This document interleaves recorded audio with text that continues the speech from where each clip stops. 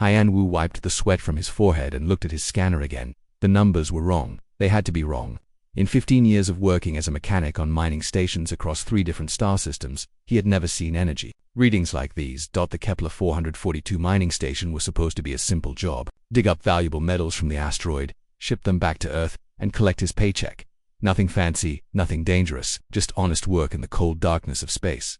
But the scanner in his hands was telling him something else entirely. Deep below the main mining tunnels, almost at the center of the asteroid, something was producing massive amounts of energy.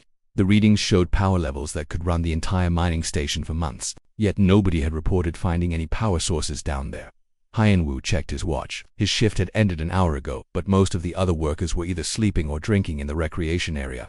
The mining tunnels would be empty, except for the automated diggers. He should report this to Commander Dongmin. That was the proper thing to do, but commanders asked too many questions, and they liked to take credit for discoveries. If this was something valuable, Haiyan Wu wanted to see it first. He grabbed his portable worklight, his toolkit, and an extra oxygen tank. The deeper tunnels were safe enough, but it was always better to be prepared.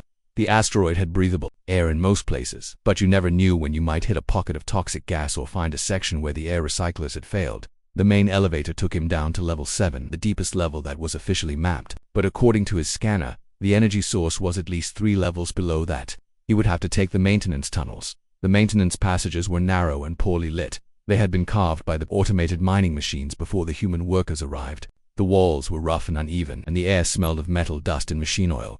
Haiyan Wu followed his scanner deeper into the asteroid. The energy readings grew stronger with each step.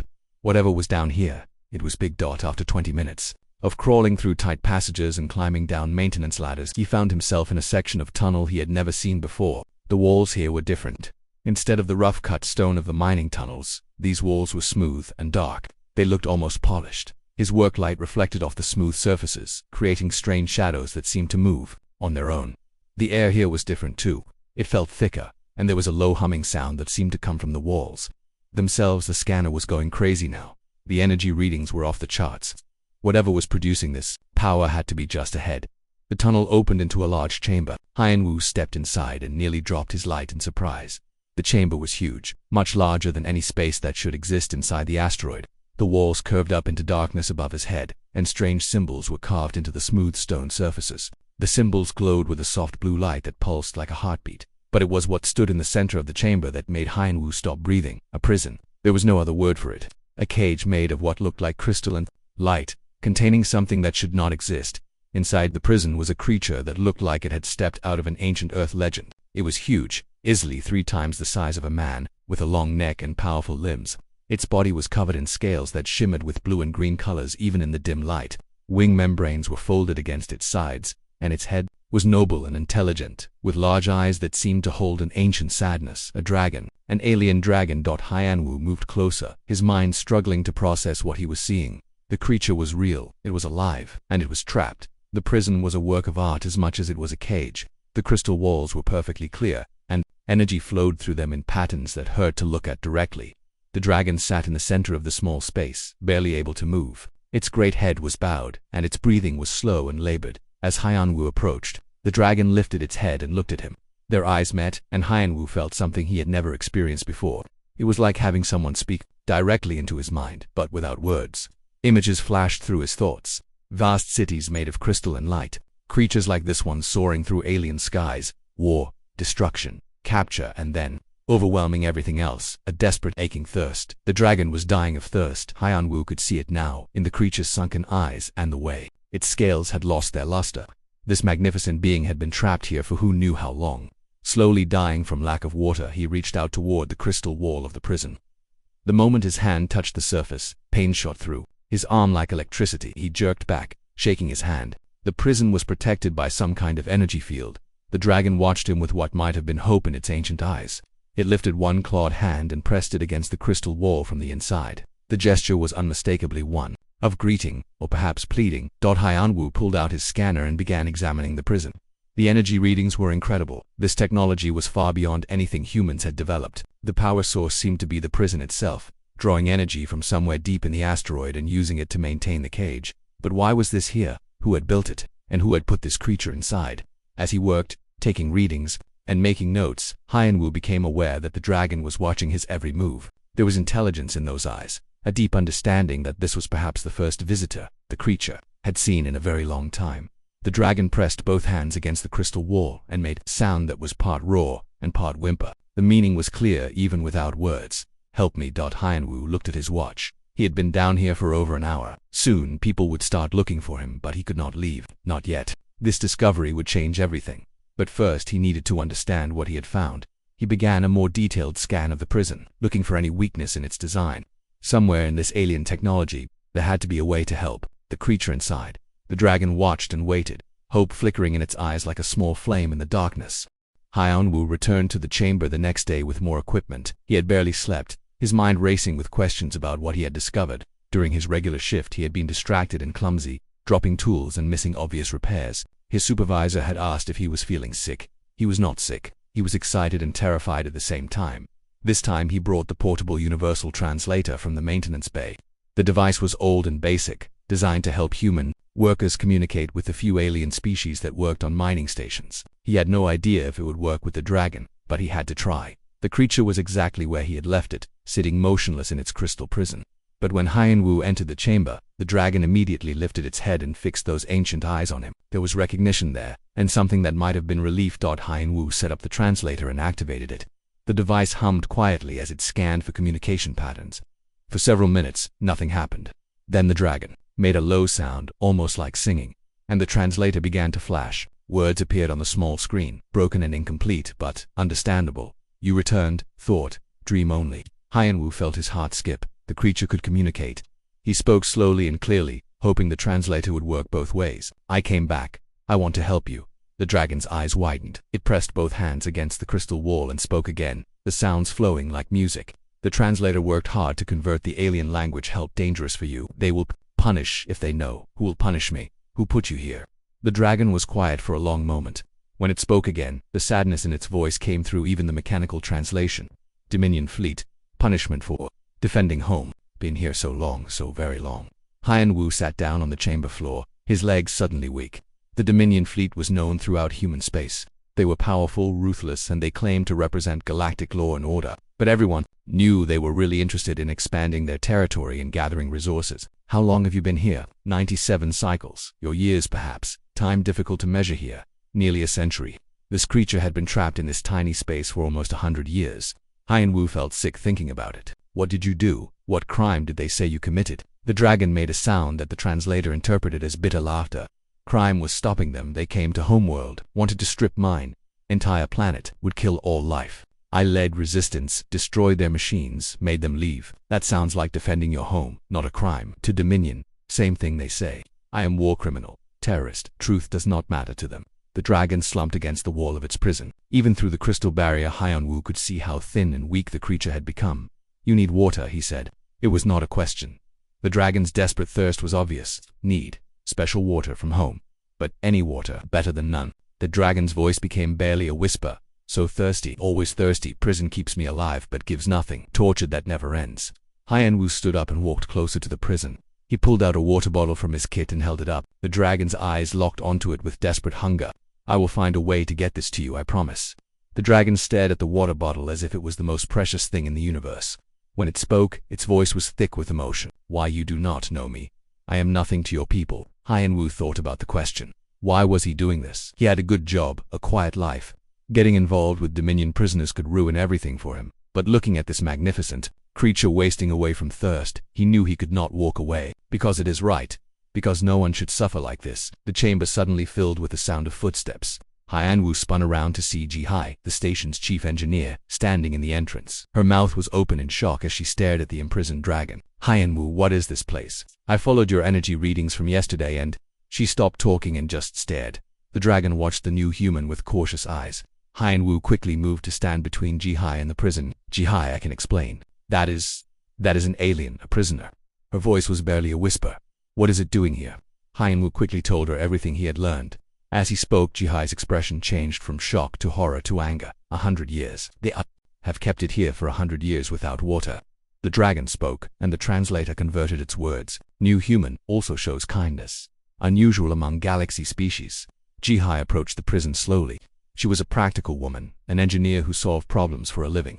But Hyanwu could see tears in her eyes as she looked at the suffering creature. What do you need? What can we do to help? Water, any water, but prison cannot be opened easily. Dominion technology, very advanced. Jihai pulled out her own scanner and began examining the prison. Her engineering mind was already working on the problem. This energy field, it is incredibly complex, but everything has weaknesses. Every system can be understood. She looked at Haiyan Wu. We need to study this, learn how it works, find a way to get water to our friend here. The dragon made a sound of surprise. Friend, you call me friend? Yes, Haiyan Wu said firmly. We are your friends, and friends help each other. For the first time since Haiyan Wu had found the dragon, he saw something other than sadness in those ancient eyes. He saw hope, but he also knew that their discovery would soon lead to danger. The Dominion did not forgive interference with their prisoners. Still, looking at this noble creature who had defended its home world and suffered for nearly a century, Haiyan Wu knew they had to try. Some things were worth the risk. The problem with secrets on a space station was that they never stayed secret for long. 3 days after Jihai discovered the chamber, Commander Dongmin was standing in front of Haiyan Wu's workstation with a very serious expression on his face. We need to talk, the commander said. Both of you. Haiyan Wu and Jihai exchanged glances. They had spent the last 3 days studying the prison, trying to understand how it worked. They had made some progress, but not enough. The dragon, who had told them his name was Veltar, was growing weaker each day. Commander Dongmin led them to his office and closed the door. Taiyun, the station's security chief, was already there waiting. His hand rested on his weapon, and his face was grim. Sensors have detected unauthorized access to the deep mining levels, Dongmin said without introduction. Energy readings, to show someone has been operating equipment in areas that should be empty. Care to explain? Haiyan Wu had prepared for this moment, but his mouth still went dry. Sir, we discovered something. Something important. Show me. There was no choice now. They led the commander and security chief through the maintenance tunnels to the hidden chamber. Dongmin stopped dead when he saw Veltar in the crystal prison. Sweet Mother of Earth, he whispered. What is that thing? His name is Veltar, Jihai said firmly. He is a political prisoner of the Dominion fleet. Taiyun had his weapon drawn, though he seemed unsure what to do with it. Commander, we need to report this immediately. The Dominion has legal authority over prisoners of war. He is not a prisoner of war, Haiyan Wu said angrily. He defended his home planet from strip mining. The Dominion wanted to destroy his entire world for profit. Commander Dongmin walked slowly around the prison, studying it from all angles. He was a career military man who had served in 3 different conflicts. Before taking command of the mining station, he understood politics and power. Even if that is true, he said finally, it does not matter. The Dominion fleet has jurisdiction here. This asteroid is in their claimed territory. Veltar had been watching the new humans with tired eyes. Now he spoke, his voice coming through the translator with obvious effort. Commander Human, I understand your ... position. But please, just water, small mercy ... before they take me. Dongmin stared at the dragon for a long moment. How long have you been here? 90-7 ... of your years. The commander's face went pale. 97 years. Without water, prison keeps me ... alive, but gives ... nothing else. Slow death ... better than quick one. They said. Taiyun lowered his weapon. Commander, that is torture, pure and simple. Yes, it is. Dongmin activated his communication device. Command, this is Station Kepler 442. I need to speak with Galactic Council immediately. Priority channel. It took 20 minutes to establish the connection. During that time, Jihai continued her scans of the prison while Haiyan Wu sat near Veltar trying to offer what comfort he could through the crystal barrier. When the council representative came online, Commander Dongmin explained the situation clearly and completely. The response was not what any of them wanted to hear. The prisoner designation Veltar of Akrish is a confirmed war criminal under Dominion law, the official voice said through the speaker.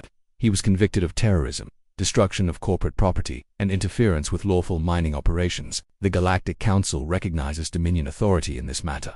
What about the torture? Dongmin demanded. Keeping a being without water for nearly a century. Dominion punishment protocols are within accepted galactic standards for high war criminals. The Council cannot interfere with lawful sentencing. Jihai slammed her hand against the wall. Lawful, this is barbaric. The Council representative continued as if she had not spoken. A Dominion retrieval ship has been dispatched to your location. Estimated arrival in 72 standard hours. You will maintain the prisoner in current status until transfer is complete. Any interference will be considered an act of aggression against Dominion authority. The communication ended. The chamber fell silent except for the quiet humming of the prison's energy field. Commander Dongmin sat down heavily on a piece of mining equipment. He looked older than his 50 years. My hands are tied, he said. The Galactic Council has spoken that Dominion is coming, so we just let them take him. Haiyan Wu asked. After everything he has suffered, what choice do we have? This station has 43 people on it. The Dominion fleet could destroy us without even slowing down.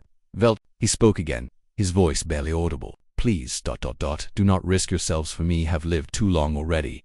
Ready for end to come. But Hyenwu was not ready to give up. He had been researching Dominion law and Galactic Council regulations for the past 3 days. Commanded, what if Veltar is right? What if he was defending his homeworld from illegal mining operations? It does not matter now. The Council has ruled, but what if we could prove it?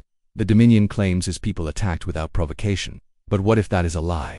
Jihai looked up from her scanner. Hyunwoo is right. I have been analyzing the prison's data systems. This technology stores information. Lots of it. If we could access the memory banks. No, Dongmin said firmly. I will not authorize any attempt to break into Dominion technology. That would be a clear violation of our agreements. Taeyun had been quiet through most of the discussion. Now he spoke up. Commander, what if someone acted without authorization? What if they made an attempt to access the data while you were not aware of it? Dongmin stared at his security chief. That would be a serious breach of protocol, yes sir. Very serious. The responsible parties would face disciplinary action. Severe disciplinary action. Of course, sir. But if valuable intelligence was discovered during this unauthorized action. Commander, Dongmin stood up and walked toward the chamber entrance. I am going to file my report with the Galactic Council. This will take me approximately 6 hours. During that time, I expect this area to remain secure. He paused at the entrance, but I cannot be held responsible for what happens when I am not present. After the commander left, the 3 remaining humans looked at each other. They had 70 hours before the Dominion ship arrived. It was not much time, but it might be enough. Veltar watched them with growing hope in his ancient eyes. Why do you risk so much, for stranger? Hyenwu knelt beside the crystal prison and placed his hand against the barrier, ignoring the painful electric shock because some things are more important than rules. And because everyone deserves to drink clean water. The dragon's eyes filled with what might have been tears. For the first time in nearly a century, Veltar believed that rescue might be possible. Time was running out. 60 hours until the Dominion ship arrived, and they were no closer to freeing Veltar than when they started. But they had learned something important. Jihai sat surrounded by scanner readings, technical diagrams, and empty coffee cups. Her hair was messy and her eyes were red from lack of sleep, but she was smiling. I figured it out, she announced to Hyunwoo and Taeyun. The prison is not just powered by the asteroid's energy grid. It is connected to it. The Dominion used our own power systems to run their torture device. Hyunwoo looked up from the mineral analysis he had been working on. What does that mean? It means we have access to the power controls. Not from inside the prison, but from outside, from our own engineering systems. Taeyun frowned. But if we cut the power, would that not just kill the dragon? No, that is the brilliant part.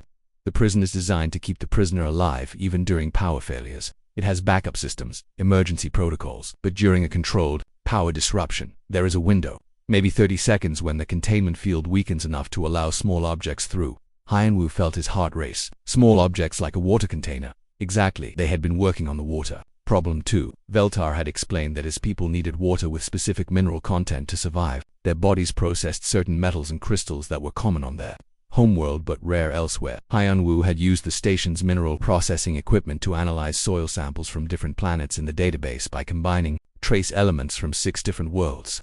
He had created something that was close to what Veltar described. It was not perfect. It might not even work, but it was their best hope. There is one problem, Jihai continued. The power disruption has to be precisely timed. Too short and the field will not weaken enough. Too long and the backup systems will engage. I need someone who understands the power grid perfectly. That would be me, Hyunwoo said. He had been maintaining the station's power systems for 3 years. He knew every circuit and every connection, and I need someone who can get past the security systems when the disruption happens. Ji added, looking at Te-Yun. The security chief nodded grimly. The prison will register any unauthorized access. But if the power fluctuation looks like an accident, and if I am the one investigating the malfunction, you could claim you were checking for damage, Hyunwoo finished. And if you happened to drop something while you were examining the prison. They spent the next 20 hours planning every detail. Hyunwoo mapped the power grid and identified the exact sequence of shutdowns needed to create the right kind of fluctuation. Jihai calculated the precise timing required to weaken the containment field without triggering the prison's defenses. Taeyun practiced moving quickly and quietly through the maintenance tunnels. But the hardest part was not the technical planning. It was knowing that they might be making things worse for Veltar. If the Dominion discovers what we tried to do, they will punish him for it, Jihai said during one of their planning sessions. They will punish us too, Taeyun added. Court-martial at minimum. Prison time more likely. Hyunwoo had thought about this constantly. He had a good life on the mining station. He sent money home to his family on Earth. He had plans to save enough to buy a small house in the countryside someday. All of that would be gone if they were caught. But every time he visited Veltar, he saw the dragon growing weaker. The ancient creature spent most of his time now lying on the floor of the crystal prison, barely able to lift his head when Hyenwu spoke to him. Dragon friend Veltar had whispered during their last conversation, "Do not risk too much. Have lived ... good long life, ready to ... rest now. You are not going to die," Hyenwu had said firmly. "Not if I can help it." Veltar had managed a weak smile. "Humans ... strange people. Most species ... would walk away, save themselves. But you risk everything for ... enemy of your allies. You are not our enemy. To galaxy ... I am terrorist, war criminal. To us, you are a friend who needs help." Now, with 24 hours left before the Dominion ship arrived, they were ready to try their desperate plan. Hyenwu had prepared 3 containers of the synthetic water. Each one was small enough to fit through the weakened containment field, but contained enough liquid to help Veltar regain some strength. Jihai had programmed the power disruption sequence into the station's main computer. It would look like a routine maintenance cycle, the kind of thing that happened every few weeks. Taeyun had obtained authorization to inspect the deep mining levels during the scheduled maintenance. His presence in the restricted area would be completely legal. They went over the plan one more time. At exactly 14:30 station time, Hyenwu would initiate the power cycle from the main engineering bay. The disruption would last exactly 4 seconds. During that time, the prison's containment field would weaken for approximately 30 seconds. Starting 17 seconds after the power fluctuation began, Taeyun would be waiting in the chamber. When the field weakened, he would have 30 seconds to get the water containers through the barrier. "What if it does not work?" Jihai asked. "Then we try something else," Hyenwu said. "But it will work. It has to work."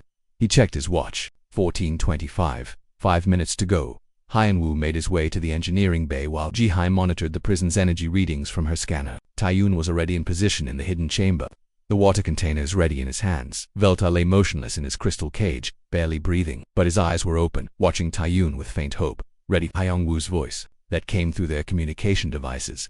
"Ready," Jihai confirmed. "Prison field is at normal strength." "Ready," Taeyun whispered from the chamber. Hyenwu looked at the power control panel. Everything they had worked for came down to this moment. If they failed, Veltar would die slowly of thirst while they watched helplessly. If they succeeded, they might save a life but destroy their own futures. He thought about his family on Earth, about his plans for the future, about the safe and comfortable life he was risking. Then he thought about Veltar, who had defended his homeworld and suffered for nearly a century because of it.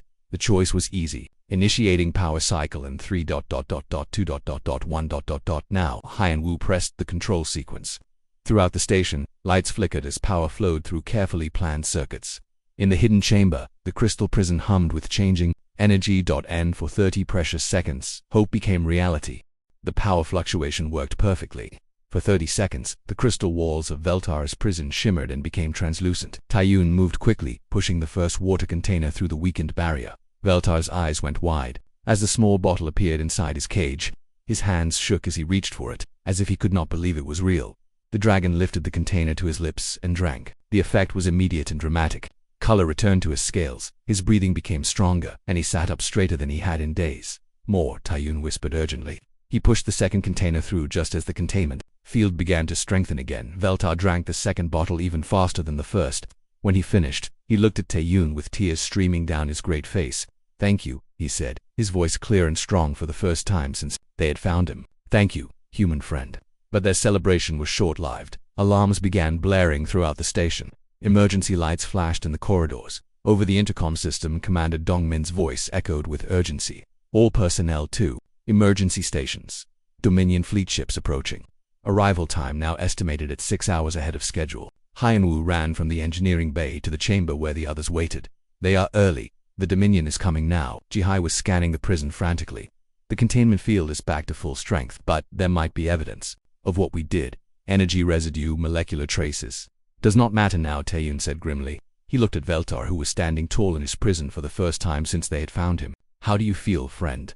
"Stronger, much stronger, but still ... trapped." Veltar pressed his hands against the crystal wall. "You have given me ... greatest gift, but Dominion will punish you for this," maybe Hyenwu said. "But it was worth it." The sound of heavy footsteps echoed through the maintenance tunnels. Multiple people were approaching, moving fast. "Dominion soldiers," Taeyun said quietly. "They must have transported down immediately." The first figure to enter the chamber was not a soldier though. It was Commander Dongmin, followed by a tall woman in the black uniform of the Dominion fleet. Behind her came 6 heavily armed soldiers. The woman surveyed the chamber with cold, calculating eyes. When she saw Veltar standing strong and alert, In his prison, her expression darkened. "I am Commander Vex of the Dominion Fleet," she announced. "This prisoner is under Dominion authority." "What has happened here?" Commander Dongmin stepped forward. "We discovered the prisoner 3 days ago during routine mining operations. I reported the find to the Galactic Council immediately." Commander Vex walked slowly around the crystal prison, studying it from all angles. Her scanner beeped constantly as it detected energy patterns. "The prisoner appears to be in better condition than expected," she said suspiciously. "Medical readings show recent hydration." Veltar spoke, his voice carrying clearly through the translator. "Dominion Commander ... I have received no assistance from these humans. They found me ... but gave nothing." Hyan Wu stared at the dragon in shock. Veltar was lying to protect them. Commander Vex was not convinced. Molecular scanners detect traces of synthesized minerals inside the containment field. "Someone has been feeding this prisoner. Perhaps the traces are from the asteroid itself," Jihai suggested. "This is a mining station. Mineral particles are everywhere, perhaps." Commander Vex turned to her soldiers. "Scan every human present. Look for traces of prison contact." The soldiers moved forward with their scanning devices. Hyan Wu felt his heart sink. The scanners would detect the electric shock residue from touching the crystal barrier. They would find the evidence. But before the soldiers could begin their scans, something extraordinary happened. Veltar threw back his great head and made a sound unlike anything they had heard before. It was not quite a roar, not quite a song, but something in between. The sound seemed to come from deep in his chest, and it carried through the chamber walls, through the asteroid itself, out into space. "What is that creature doing?" Commander Vex demanded. I do not know," Commander Dongmin said honestly. The sound continued for nearly a minute, rising and falling in complex patterns. When it finally ended, Veltar slumped against the prison wall, exhausted by the effort, calling ... "My people," he said weakly, telling them ... what humans did, how they showed ... kindness to enemy, how they gave water to dying stranger. Commander Vex laughed harshly. "Your people are scattered across the galaxy, Dragon. Most are dead. The few survivors are refugees with no power and no ships. Your call will reach no one." But Veltar smiled, a expression of quiet satisfaction on his alien features. Perhaps, but call was sent, truth was told. That is ... enough. The Dominion soldiers completed their scans, but the results were inconclusive. There were traces of energy residue on all the humans, but that could be explained by their proximity to the high-energy prison systems. No definitive proof of interference. The lead soldier reported. Commander Vex was clearly frustrated, but she could not prove that the humans had helped the prisoner. "Very well, prepared the prisoner for transport. We leave in 1 hour." As the soldiers began setting up transport equipment around the crystal prison, Hyan Wu found himself standing next to Veltar. The dragon looked at him with gratitude and sadness. "Thank you, Veltar," said quietly. "First drink. In 97 years we'll remember ... always." "I wish we could do more," Hyan Wu whispered. "You did everything." "Showed universe what humans are, that is, more important than freedom." Commander Vex overheard the conversation. "Touching," she said sarcastically. "But this terrorist will spend the rest of his miserable life in a maximum security facility. No more water, no more hope." Veltar looked directly at the Dominion commander. "Already have ... more hope than before. Humans showed me ... kindness still exists. Cannot take that ... away from me." Within the hour, the Dominion soldiers had loaded the crystal prison onto their transport ship. Hyan Wu and the others watched from the station's observation deck as the black ship disappeared into hyperspace, carrying their friend to an even worse fate. "Did we make things better or worse for him?" Jihai asked quietly. "Better," Hyan Wu said with certainty. "We gave him water when he was dying of thirst. We showed him that someone cared. That has to count for something." Commander Dongmin joined them at the observation window. "The Dominion will be watching us now. Any future incidents will be investigated much more thoroughly." "Worth it," Taeyuan said simply, as they stood there watching the stars. None of them knew that Veltar's call had indeed reached its intended audience. Across the galaxy, the scattered survivors of the Akrish people had heard their champion's message. They had learned about human compassion, about the mechanic who gave water to a dying stranger, and they were coming, but that story would unfold in the days to come.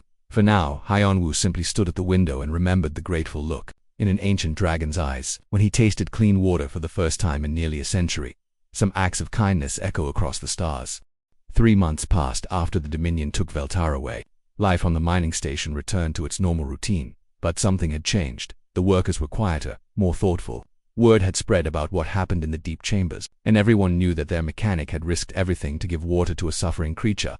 Hyan Wu tried to go back to his regular duties, but his heart was not in it. Every day he wondered where Veltar was now, whether the dragon was still alive, whether the water they had given him had been worth the risk. The Dominion had been true to their word about watching the station. Inspection ships arrived weekly, scanning for any signs of unusual activity. Commander Dongman received daily reports requesting updates on mining operations and personnel behavior. They are looking for an excuse to shut us down, he told Hyanwu one morning. Any sign of rebellion or interference with their operations. But on this particular morning, something was different. Long-range sensors detected a large fleet of ships approaching the asteroid. The vessels were unfamiliar, not matching any known military or commercial designs. They are not responding to our communications, Taeyun reported from the control room. But they are not moving aggressively either, just waiting. Commander Dongman ordered all personnel to emergency stations. The approaching fleet was massive, easily large enough to destroy the mining station without effort, but they showed no signs of hostile intent. Then the communication board lit up with an incoming message. The voice that came through the speakers was musical and familiar, though they had never heard it speak without the mechanical translation device. Human friends of mining station Kepler 442, this is Veltar of the Akrish. We have come to speak with you. The control room fell silent. Hyanwu felt his legs go weak. Veltar was alive. More than that, he was free. How? How is this possible? Commander Dongman whispered. That answer came not from Veltar but from another voice, this one speaking perfect standard galactic. Greetings, humans. I am Elder Kesh of the Akrish Remnant Fleet. We have traveled far to find this place. Guided by the call of our champion Veltar, we bring thanks, and we bring gifts. Over the next several hours, the incredible story unfolded. Veltar's telepathic call had indeed reached the scattered survivors of his people. But more than that, it had carried detailed images of human kindness and compassion. The Akrish had seen, through Veltar's memories, the simple act of a mechanic, giving water to a dying stranger. For generations, Elder Kesh explained during the formal meeting that followed, we believed that kindness had died in the galaxy. The Dominion taught us that only power mattered, that mercy was weakness. But your people showed us something different. The Akrish had not come to the asteroid alone. They had brought allies, other species who had suffered under Dominion rule. Together, they had formed a coalition dedicated to protecting refugees and opposing the Dominion's expansion. We intercepted the transport ship carrying Veltar, Elder Kesh continued. The Dominion crew was surprised to encounter our rescue fleet. They decided that negotiation was preferable to battle. Veltar himself appeared on the communication screen, looking healthier and stronger than Hyanwu had ever seen him. The dragon's scales gleamed with their original blue-green luster, and his eyes sparkled with intelligence and humor. Human friends, Veltar said, his voice warm with emotion. You gave me more than water, you gave me hope. You showed me that compassion still exists in the galaxy. Hyanwu stepped forward, still hardly believing what he was seeing. Veltar, you are free. You are really free. Free, and leading the fight to restore justice to the galaxy, but that is not why we came here today. Veltar's expression became serious. We came to offer humanity a choice. Elder Kesh took over the explanation. The Akrish possess advanced environmental restoration technology. We can heal damaged worlds, purify poisoned atmospheres, restore dead oceans to life. For centuries, we have kept this knowledge secret, fearing it would be stolen and misused. But you humans have shown us something we thought was extinct. Another Akrish voice added. True compassion for suffering beings, even strangers, even supposed enemies. We believe humanity can be trusted with our technology. Commander Dongman looked stunned. You are offering to share your environmental restoration technology with Earth. Not just with Earth, Elder Kesh said. With all human colonies. We propose a formal alliance between our peoples. Together, we can heal the damage the Dominion has caused to countless worlds. The implications were staggering. Earth's colonies included several worlds that had been strip-mined or polluted beyond repair. The ability to restore these planets would transform human civilization. What do you want in return? Commander Dongman asked, his military training making him suspicious of offers that seemed too good to be true. Nothing that you have not already given, Veltar answered. We ask only that humanity continue to show the same kindness you showed to me. When you encounter suffering beings, help them. When you find those who are thirsty, give them water. Over the following days, delegations from both species worked out the details of the alliance. But the most important ceremony was much simpler. Came aboard the mining station in person, his massive form barely fitting through the corridors. He carried with him a crystalline container filled with water from his homeworld. This is from the sacred springs of Akrish, he explained to Hyanwu, Jihai, and Taeyun. My people believe that sharing water creates a bond stronger than blood. I offer this to you as a symbol of eternal friendship between our species. Hyanwu accepted the container with trembling hands. The water inside glowed with a soft blue light, and it felt warm to the touch despite being stored in crystal. I cannot accept this alone, he said. We all helped you. We should all share this honor. So the four of them, 3 humans and 1 alien dragon, drank together from the sacred waters of a distant world. As they did, Veltar shared with them images of what that world had been like before the Dominion came, and what it would be like again once the restoration technology brought it back to life. But the ceremony was interrupted by an urgent communication from the fleet. A Dominion patrol had detected the Akrish ships and was demanding an explanation for their presence in claimed territory. "Let me handle this," Veltar said, his voice taking on a dangerous edge. The confrontation that followed became legendary throughout human space. When the Dominion commander demanded that the terrorist Veltar surrender himself immediately, the Dragon's response was broadcast across all communication channels in the system. "I am Veltar, champion of Akrish, leader of the Restoration Alliance. I was imprisoned for defending my homeworld against illegal mining operations. I was tortured for 97 years because I would not submit to corporate tyranny. But I am free now, and I am not alone." The Akrish fleet moved into defensive formation, joined by ships from a dozen other species. The Dominion patrol, suddenly outnumbered 50-1, decided that discretion was the better part of valor. "This is not over, Dragon," the Dominion commander transmitted before retreating. "No," Veltar agreed. "It is not over, but it is no longer your game to control." Within a year, the alliance between humanity and the Akrish had transformed both civilizations. Human worlds that had been considered lost causes began to bloom with new life as Akrish restoration technology worked its miracles. In return, human engineers and mechanics like Hein Wu worked alongside Akrish scientists to develop new technologies for helping refugee populations across the galaxy. The mining station, Kepler 442, became the headquarters for the Restoration Alliance. The chamber where Veltar had been imprisoned was converted into a memorial and meeting place, with a simple inscription on the wall, "In memory of all who suffer in darkness, and in honor of those who bring them light." But the real monument to that day was something simpler and more profound. Throughout human space, a new tradition emerged. When someone was thirsty, you gave them water. When someone was suffering, you helped them. When someone was alone, you showed them friendship. It became known as the Veltar Principle. Though the Dragon himself preferred a simpler name, he called it being human. Years later, when Hein Wu was an old man serving as Earth's ambassador to the Restoration Alliance, he would still carry a small container of water from Veltar's homeworld, not for any ceremonial purpose, but as a reminder of the day when a simple act of compassion changed the course of galactic history. And sometimes, when young people asked him about the secret to humanity's success in the galaxy, he would smile and tell them the same thing Veltar had learned in a crystal prison on a distant asteroid. When someone is thirsty, you give them water. Everything else follows from that. The Dragon had been right. Some acts of kindness do indeed echo across the stars, growing stronger with each telling, until they become the foundation of civilizations. In the end, the greatest human achievement was not their technology or their military might or their economic power. It was their simple, stubborn refusal to let suffering go unanswered when they had the power to help. That was what made them truly human, and that was what made them heroes to a galaxy that had almost forgotten what heroes looked like.